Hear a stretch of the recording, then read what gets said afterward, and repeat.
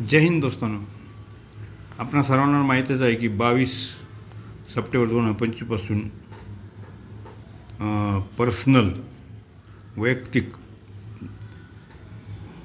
जीवन विमा आणि आरोग्य विमा यांच्यावर GST जो जास्तीत 18% होता तो 0 झाला आहे.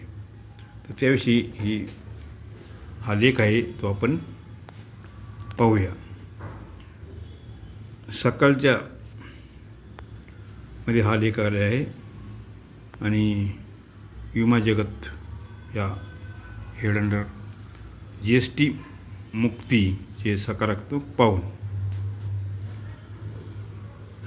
केंद्र सरकारने आयुर्विमा आणि आरोग्य विमा पॉलिसींच्या हप्त्यावर म्हणजेच प्रीमियमवर वस्तू व सेवा कर GST काढून टाकण्याचा महत्त्वपूर्ण निर्णय घेतलेला आहे. GSTतील या सवलतीचा लाभ विद्यमान तसेच नव्या विमाधारकापर्यंत पोहोचवण्याचे आवाहन सरकारने सर्व विमा कंपन्यांना केले आहे. हा बदल आजपासून म्हणजे 22 सप्टेंबर 2025पासून लागू झाला आहे.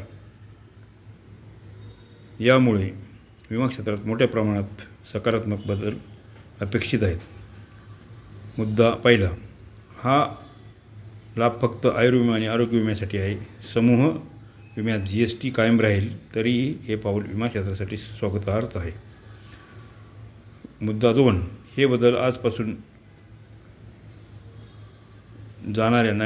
घेतल्या जाणाऱ्या नव्या पॉलिसी तसेच 22 सप्टेंबरपासून देय होणाऱ्या रिन्युअल प्रीमियमसाठी लागू होणार आहेत, हे लक्षात घेतले पाहिजे. मुद्दा नंबर 3, सरकारच्या या निर्णयामुळे विम्याचे संरक्षण पूर्वीच्या तुलनेत किफायतशीर दरात अधिकाधिक नागरिकांपर्यंत पोहोचण्यास मदत होणार आहे. मुद्दा नंबर 4, सध्या भारतात विम्याचा विस्तार खूप कमी आहे आणि नव्या सवलतीमुळे विम्यांच्या खरेदीदारांची संख्या वाढेल आणि विमा क्षेत्राची बाजारपेठ विस्तारेल.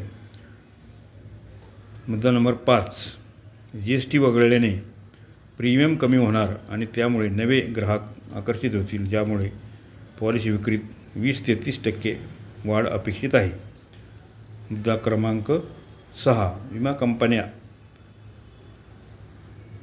नव्या योजना आखू शकतील असे की जे कमी प्रीमियमच्या आयुर्विमा पॉलिसी आणि कस्टमाइज्ड आरोग्य विमा योजना.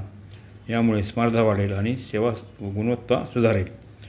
मुद्दा नंबर 7, विमा क्षेत्रातील रोजगार वाढतील कारण अधिक विक्रीसाठी मनुष्यबळ व तंत्रज्ञानाची गरज भासेल. मुद्दा नंबर 8, आरोग्यसेवा क्षेत्रावरही सकारात्मक परिणाम होईल. अधिकाधिक नागरिकांनी आरोग्य विमा घेतल्यास त्यांच्यावरील वैद्यकीय खर्चाचा बोजा कमी होईल. भारतात आरोग्यावरील खर्चाचा मोठा भाग खिशातून खर्च होतो. विमा संरक्षण घेतल्याने हे प्रमाण कमी होईल. मुद्दा क्रमांक 9, हा निर्णय आर्थिक समावेशकतेला प्रोत्साहन देईल. ग्रामीण भागात विमा विस्तार कमी आहे. किफायतशीर प्रीमियममुळे तेथेही सहभाग वाढेल. मुद्दा नंबर 10, सरकार